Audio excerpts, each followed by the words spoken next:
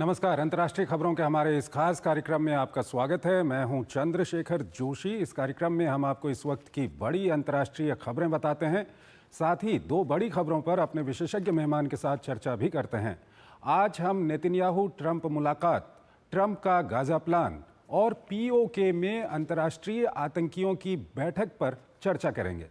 लेकिन आइए सबसे पहले आपको दिखाते हैं अंतर्राष्ट्रीय हेडलाइंस।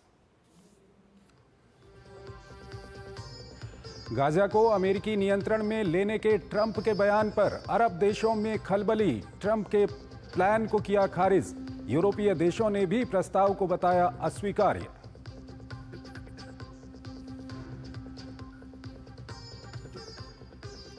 ईरान को टुकड़े टुकड़े नहीं करना चाहते हैं राष्ट्रपति ट्रंप। कहा विश्वसनीय परमाणु शांति समझौते को देंगे प्राथमिकता। ईरान ने बयान का किया स्वागत।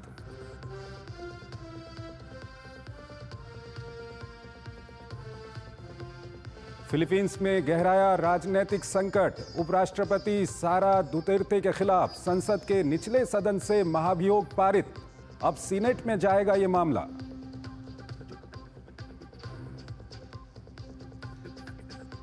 अंधाधुंध गोलीबारी से दहल उठा स्वीडन का एक स्कूल। 11 लोगों की मौत। हमलावर ने खुद को मारी गोली। अब तक हमले के कारणों का पता नहीं।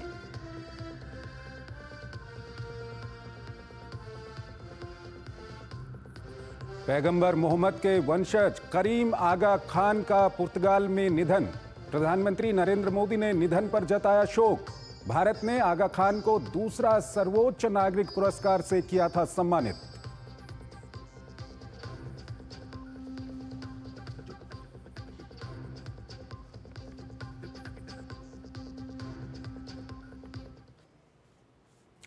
और आइए पहली महत्वपूर्ण खबर की ओर आपको लिए चलते हैं। वॉशिंगटन में इजराइल के प्रधानमंत्री बेंयामिन नेतन्याहू और अमेरिकी राष्ट्रपति ट्रंप के बीच मुलाकात हुई। इस मुलाकात के बाद पश्चिम एशिया में हड़कंप मच गया। दरअसल ट्रंप ने इस बैठक के बाद गाजा को लेकर अपना प्लान बताया, तो वहीं हमास ने ट्रंप के बयान को बेतुका और हास्यास्पद बताते हुए कहा कि इस तरह के प्रस्ताव से क्षेत्र में फिर से आग भड़क सकती है। ये रिपोर्ट देखिए।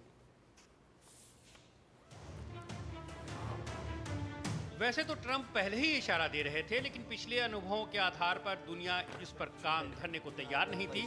लेकिन मंगलवार को इजरायली प्रधानमंत्री से मुलाकात के बाद ट्रंप ने जो ऐलान किया, उससे समूचा पश्चिम एशिया हिल गया है। वार्ता के बाद डोनाल्ड ट्रंप ने खुलकर कह दिया कि अमेरिका गाजा पर कब्जा करने के लिए तैयार है। ट्रंप ने कहा कि फिलिस्तीन के लोग गाजा इसलिए नहीं जाना चाहते कि वहाँ सब कुछ तबाह हो चुका है। लिहाजा ट्रंप ने सुझाव दिया कि फिलिस्तीनियों को किसी दूसरी जगह बसाकर उन्हें शांति से जिंदगी गुजारने का मौका देना चाहिए। ट्रंप ने कहा कि जिंदा बमों को डिफ्यूज किया जाएगा, गाजा का पुनर्निर्माण कर हजारों नौकरियां पैदा की जाएंगी। ट्रंप ने एक बार फिर मिस्र, जॉर्डन और अन्य अरब देशों से अपने यहाँ फिलिस्तीनियों को बसाने की अपील की। ट्रंप ने कहा कि गाजा को एक ऐसे अंतर्राष्ट्रीय स्थल के रूप में विकसित किया जाएगा जो कल्पना से परे होगा, जहां गाजा और दुनिया के लोग रहेंगे। वेस्ट बैंक को लेकर ट्रंप ने 4 हफ्ते के इंतजार की बात कही। ट्रंप के रिवेरा गाजा प्लान की इजराइल ने सराहना की है, जबकि अरब देशों ने कड़ी प्रतिक्रिया दी है। जॉर्डन और मिस्र ने इस प्रस्ताव को खारिज कर दिया है, जबकि अरब लीग के साथ दूसरे अरब देशों ने चेतावनी दी है कि अगर ऐसा कोई कदम उठाया गया तो पूरे क्षेत्र की स्थिरता खतरे में पड़ सकती है। वहीं सऊदी अरब ने कहा है कि फिलिस्तीनी राज्य की स्थापना को लेकर उसका रुख अटल है और इसके बगैर इजराइल के साथ किसी तरह का कोई समझौता नहीं हो सकता। हमास ने ट्रंप के बयान को बेतुका और हास्यास्पद बताते हुए कहा कि इस तरह के प्रस्ताव से क्षेत्र में फिर से आग भड़क सकती है। वहीं कई यूरोपीय देशों ने भी ट्रंप के प्रस्ताव को खारिज करते हुए इसे अस्वीकार और अंतर्राष्ट्रीय कानूनों के विपरीत बताया है। जर्मनी ने कहा कि फिलिस्तीनियों को दूसरी जगह बसाने की योजना से स्थिति और बिगड़ सकती है। ब्रिटेन ने 2 राज्यों की स्थापना की वकालत की है। सवाल है कि क्या ट्रंप की योजना लागू हो सकती है? तो इसका सीधा सा जवाब है नहीं। अंतर्राष्ट्रीय कानून किसी भी आबादी को जबरन विस्थापित करने पर सख्त पाबंदी लगा सकता है। इससे न सिर्फ 2 राज्य के समाधान की संभावना खत्म हो जाएगी, बल्कि इसे फिलिस्तीनियों के जातीय सफाई के रूप में देखा जाएगा।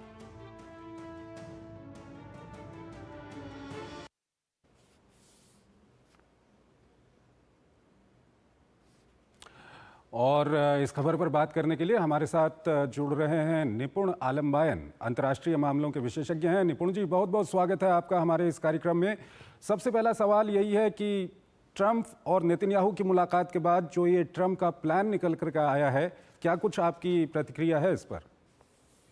देखिए, ट्रंप का जो प्लान है, मुझे लगता है कि इस प्लान को लेकर काफ़ी ज़्यादा इजराइल और अमेरिका में कहीं ना कहीं सहमति बनती दिख रही है।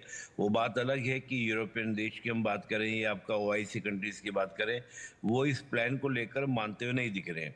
लेकिन देखिए, मैं इस प्लान को जब देखता हूं तो मैं अमेरिका की इस पॉलिसी को देखता हूँ, इस तरह से देखता हूं कि देखिए, अमेरिका वो देश है कि जो बहुत बड़ी एक प्लानिंग करता है और गिव एंड टेक के रिलेशन पे चलता है, और अंतर्राष्ट्रीय संबंधों की प्रकृति वैसे कही जाती है। देखिए, गाजा पर अगर अमेरिका कंट्रोल करता है तो उनका कहना यह है कि हम पूरा गाजा को क्या कर देंगे, एकदम सपाट बना देंगे, वहां पर किसी तरह का कोई बिल्डिंग नहीं होगा। और मुझे लगता है कि अमेरिका की जो प्लानिंग है, 3-4 कारणों से अमेरिका इसमें करता हुआ दिख रहा है। पहले तो बात क्या है कि गाजा में एक अच्छे खासे रिसोर्सेज हैं। दूसरा क्या, एक आईमैक, जो आप जानते होंगे, आईमैक एक परियोजना थी जो अमेरिका ने प्रारंभ करने की बात की थी, इंडिया को मिडिल ईस्ट से जोड़ते हुए यूरोप से जोड़ने का प्लान, और उसका जो पूरा रूट है वो आपका गाजा से ही होके जाएगा। और तीसरा एक बड़ा कारण क्या है कि जो सुएज कनाल है वो एक पुरानी हो चुकी है, यानी कि वो एक बहुत ही पुरानी आपकी पूरी हो चुकी है। उसके लिए एक नई करनाल का रूट बनाने का जो प्लान है वो गाजा से होके जाता है। तो मैं ये देख रहा हूँ कि अगर अमेरिका मिडिल ईस्ट के जो कंट्रीज हैं, जो ओआईसी कंट्रीज हैं, उनको इस बात को समझा देता है, उनको इस बात से अंडरस्टैंडिंग बना देता है कि आपकी स्थिति एक बेटर स्थिति होगी, और आप अगर इससे जुड़ते हैं तो आपका विकास भी, आपका डेवलपमेंट भी क्या होगा, एक बेटर डेवलपमेंट होगा। तो कहीं ना कहीं ये क्या होगा, अमेरिका के इंटरेस्ट में होगा और मिडिल ईस्ट के इंटरेस्ट में होगा, और साथ ही यूरोपियन देशों के भी इंटरेस्ट में होगा। तो मुझे लगता है कि उस प्लानिंग को देखते हुए अमेरिका कहीं ना कहीं गिव एंड टेक के रिलेशन को क्या करेगा, स्टेब्लिश करेगा कि आपका एक गिव एंड टेक का रिलेशन। तो मुझे लगता है कि जैसे अभी हम देख भी रहे हैं कि उनकी कई देशों में मीटिंग भी होनी चाहिए, जॉर्डन से मीटिंग होनी है, जापान से मीटिंग होनी है, आज इजराइल के बेंजामिन नेतन्याहू से मीटिंग हुई, और उसके बाद हम लोग देखते हैं कि उसके बाद में आपका पीएम मोदी से मीटिंग होनी है। तो कई तरीके में देख रहा हूं कि अमेरिका एक बड़ी योजना के तहत, एक बड़ी प्लानिंग के तहत क्या कर रहा है, उसको प्लान कर रहा है। तो मैं इसको कई योजनाओं के तहत, कई घटनाओं के तहत इसको मैं देख रहा हूँ। तो निपुण जी, यहाँ पर सवाल ये भी आता है कि जिस तरह की प्रतिक्रियाएं आ रही हैं, चाहे हमास की ओर से या अरब देशों की ओर से, वो प्रतिक्रियाएं कहीं भी जो डोनाल्ड ट्रंप का प्लान है उसका समर्थन करते हुए नहीं दिखती हैं। और ऐसे में जिस तरह का ये मुद्दा है, ये कोई आज के 2-3 साल पुराना मुद्दा नहीं है, ये काफ़ी पुराना मुद्दा है। ऐसे में ट्रंप का जो ये प्लान है कितना प्रैक्टिकल रहेगा, क्योंकि वहाँ पर जिस तरह का हम विरोध देख रहे हैं, जिस तरह की प्रतिक्रियाएं आ रही हैं, वो काफ़ी प्रतिक्रियाएं ऐसी हैं कि जिस तरह से हो सकता है कि इस प्लान की अगर ज़्यादा बात की जाए तो वहाँ पर जो अशांति है वो बढ़ जाए। नहीं, देखिए, मैं ये मान रहा हूँ कि इस प्लान को एग्जीक्यूट करना बहुत ही टफ काम होगा।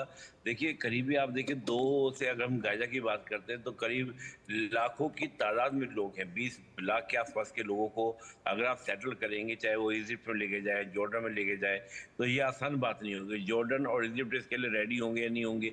और अगर इस प्लान को एग्जीक्यूट किया जाएगा, जैसे अमेरिका डोनाल्ड ट्रंप कह रहे हैं कि चाहे हमको सेना का भी यूज करना पड़े, तो बहुत ही एक हृदय विदारक तस्वीरें हमारे सामने आएंगी।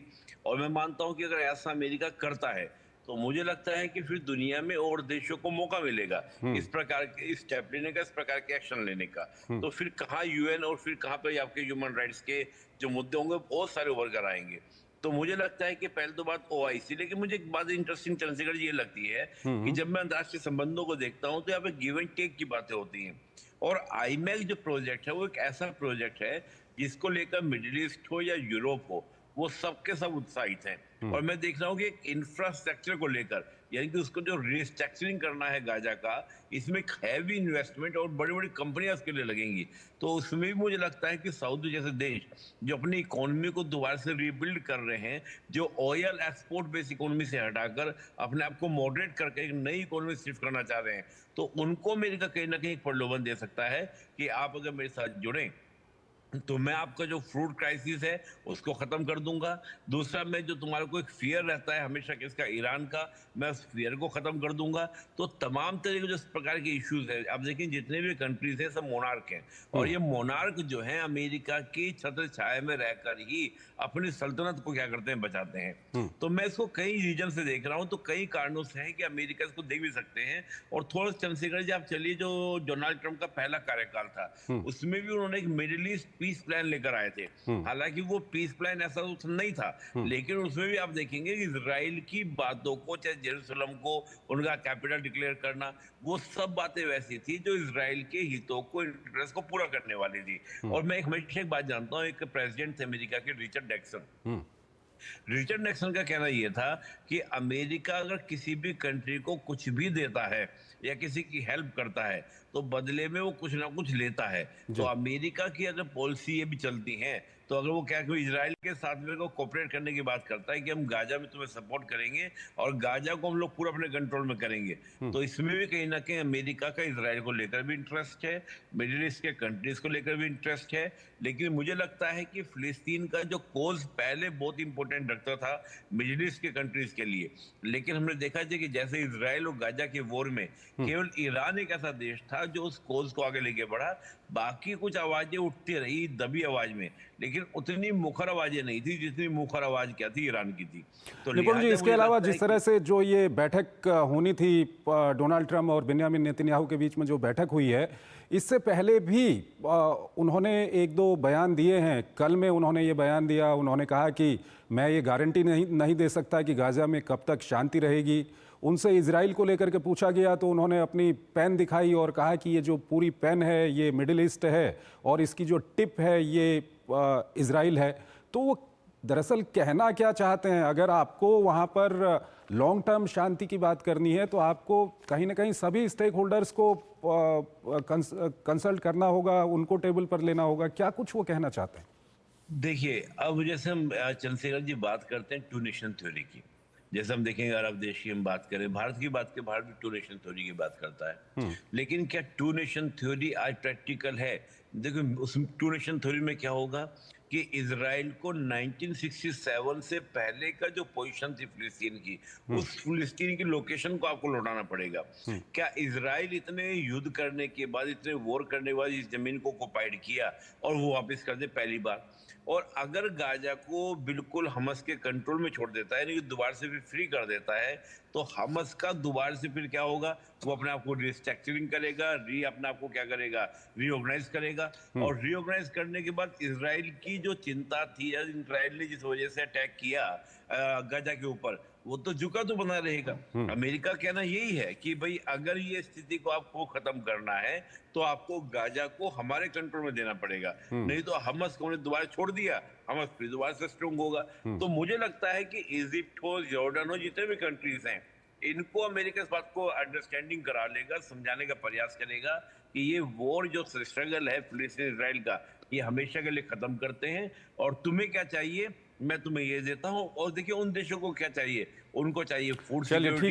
ठीक है निपुण जी, आने वाले दिनों में देखना होगा कि क्या कुछ इस मामले पे और किस तरह से आगे बातें बढ़ती हैं, ये काफ़ी इंटरेस्टिंग भी होगा। निपुण जी हमारे साथ बने रहिए, एक और विषय है उस पर अब आपसे हम बातचीत करेंगे, लेकिन हमको यहाँ पर एक छोटा सा ब्रेक लेना है।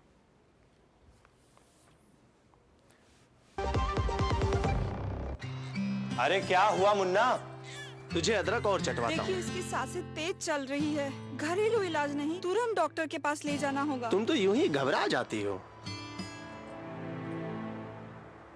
अच्छा मेरी एग्जाम कब है? एग्जाम? हाँ, और हम दोनों का टीकाकरण कार्ड कहाँ है? बेटा ये सब माँ को पता होगा ना। पापा, जब सब माँ को पता है तो आप उनकी बात मानो ना। और स्कूल में भी बताया है कि सांस का तेज चलना निमोनिया हो सकता है।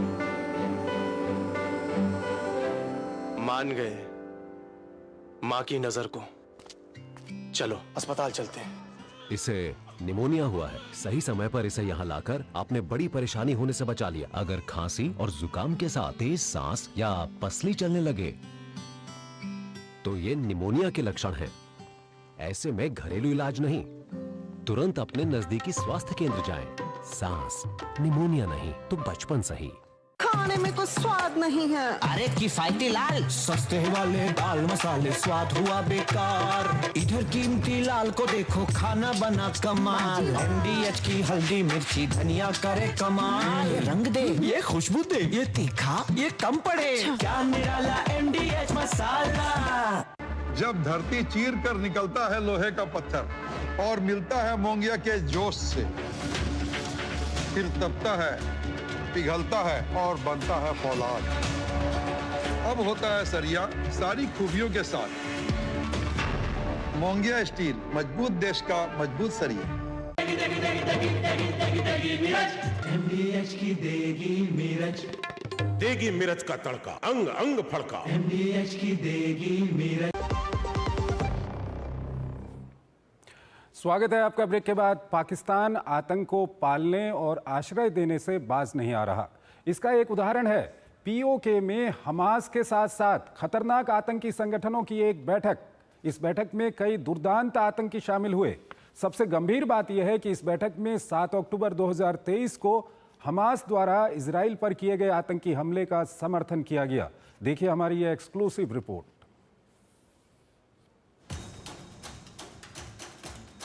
दान पर पल रहा और दहशतगर्दी को पाल रहा पाकिस्तान आतंक की फसल को पानी देने से बाज नहीं आ रहा है।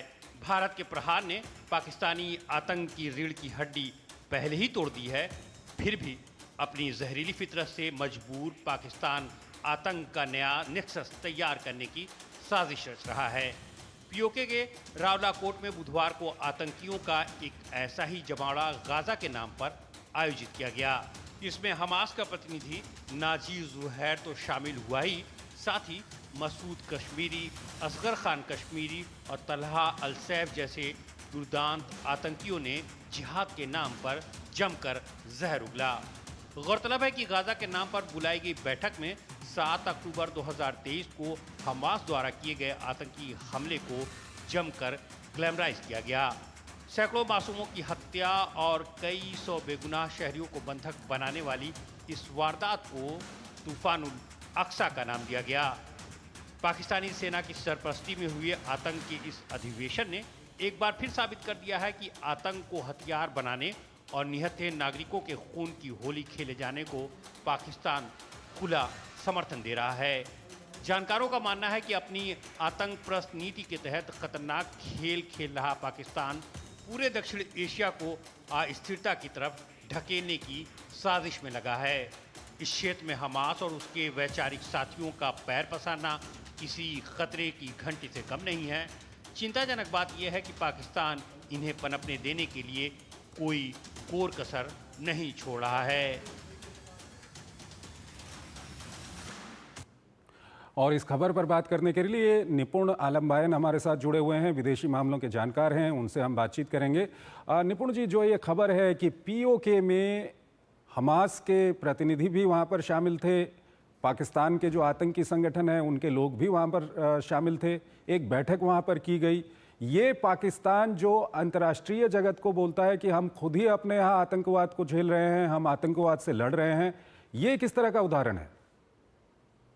बिल्कुल, ये जो POK में हुई एक शबीर शहीद स्टेडियम है, उसमें ये समिट हुई और इस समिट को ऑर्गेनाइज कराने वाली पाकिस्तान की पूरी आर्मी और ISI का पूरा सपोर्ट था।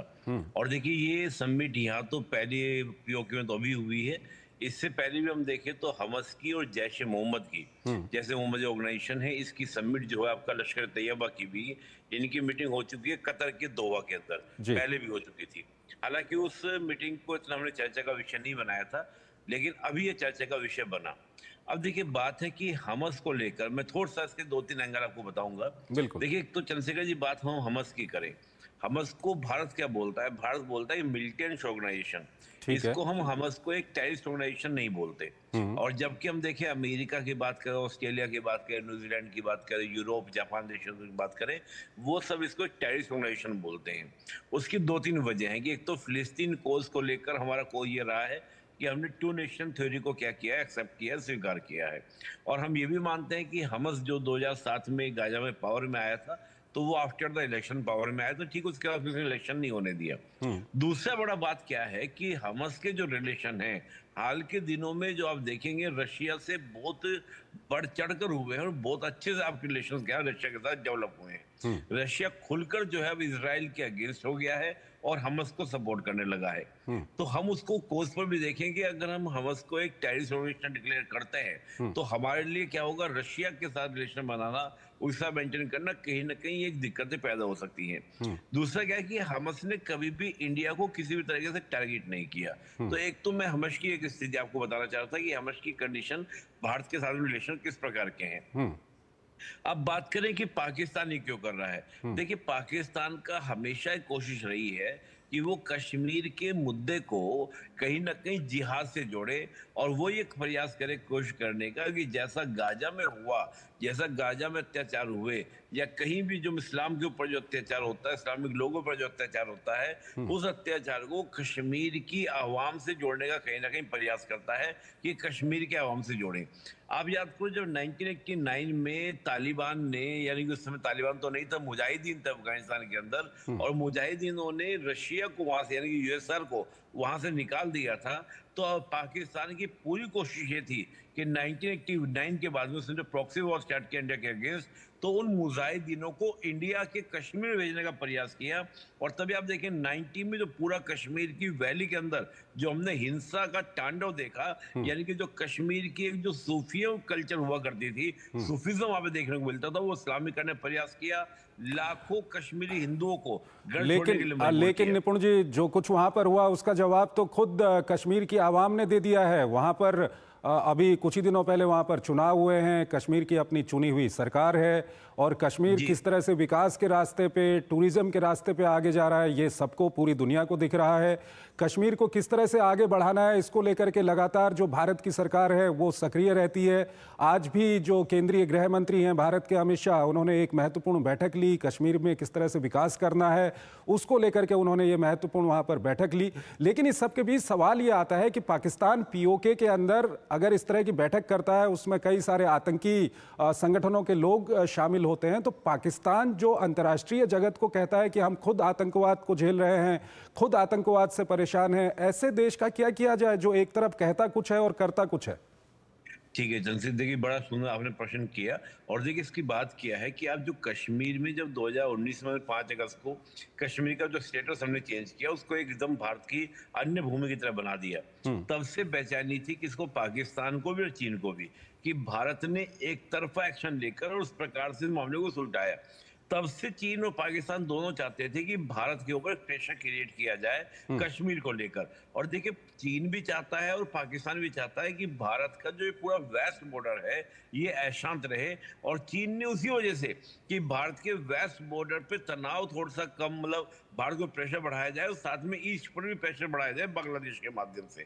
तो ये पूरी एक अंतर्राष्ट्रीय साजिश है जो चीन और पाकिस्तान की ओर से थी। और आपने बिल्कुल सही बात कही कि पाकिस्तान कैसे अंतर्राष्ट्रीय जगत के सामने क्या पाएगा। भाई वर्ल्ड बैंक, IMF से जो लोन ले रहा है वो इसी शर्त पे तो उसको लोन मिल रहा है कि वो आतंकवाद के खिलाफ लड़ेगा। और आतंकवाद के खिलाफ लड़ने के लिए उसने अफगानिस्तान को बलि का बकरा बनाने का प्रयास किया कि मेरे यहाँ पर टेररिज्म नहीं है, टेररिज्म जो मेरे यहाँ पर आ रहा है वो पाकिस्तान, वो अफगानिस्तान से आ रहा है और वो अफगानिस्तान में क्या करता है, सर्जिकल स्ट्राइक करता है।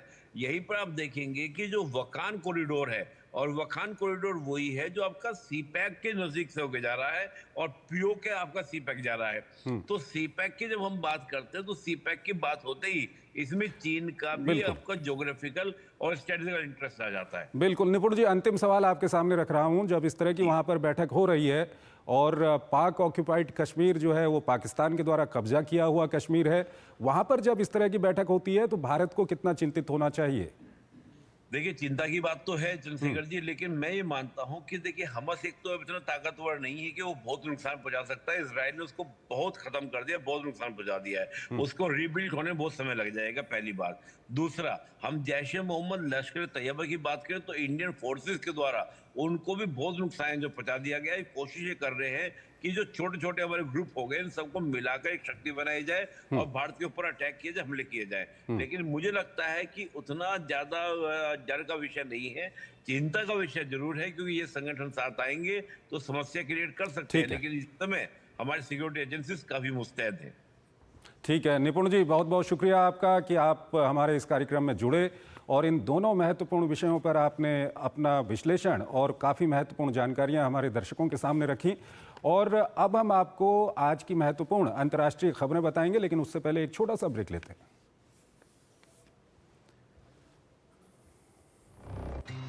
अरे क्या हुआ मुन्ना, तुझे अदरक और चटवाता देखिए हूँ। इसकी सांसें तेज चल रही है, घरेलू इलाज नहीं, तुरंत डॉक्टर के पास ले जाना होगा। तुम तो यूं ही घबरा जाती हो।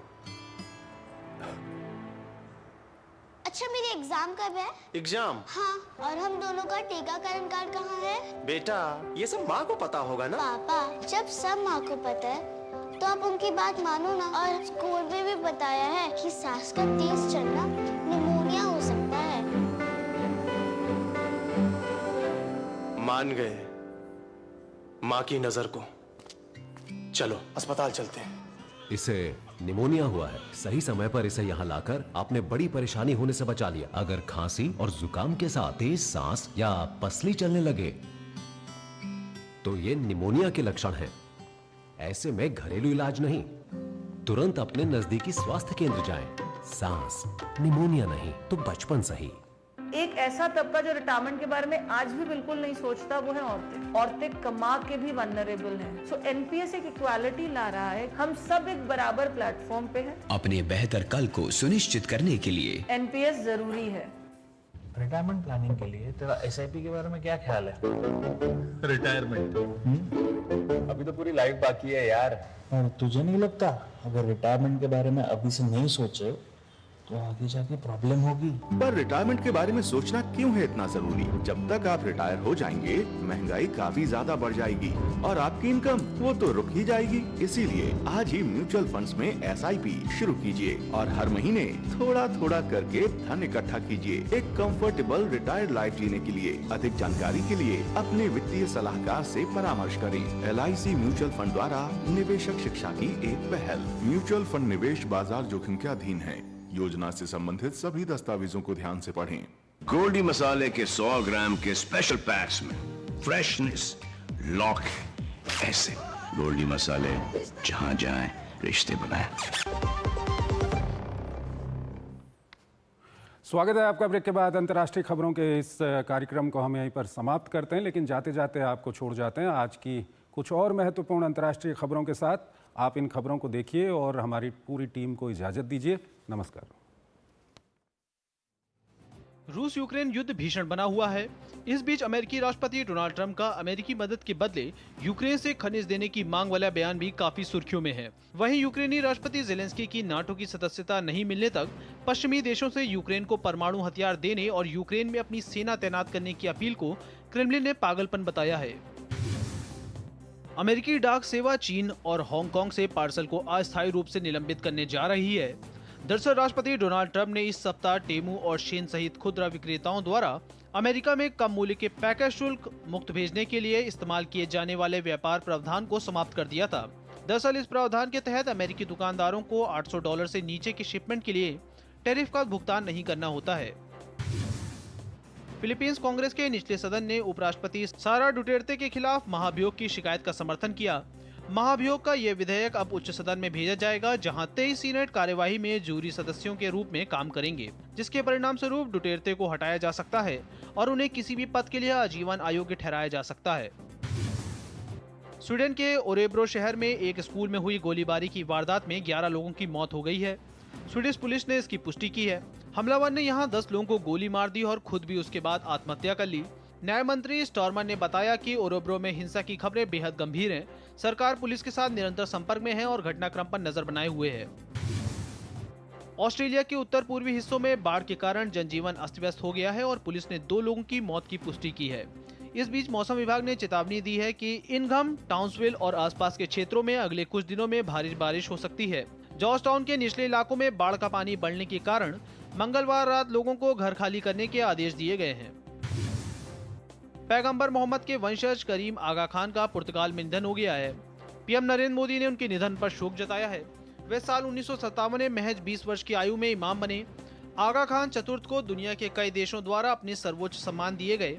भारत सरकार ने भी करीम आगा खान को अपना दूसरा सर्वोच्च नागरिक पुरस्कार पद्म विभूषण से सम्मानित किया था।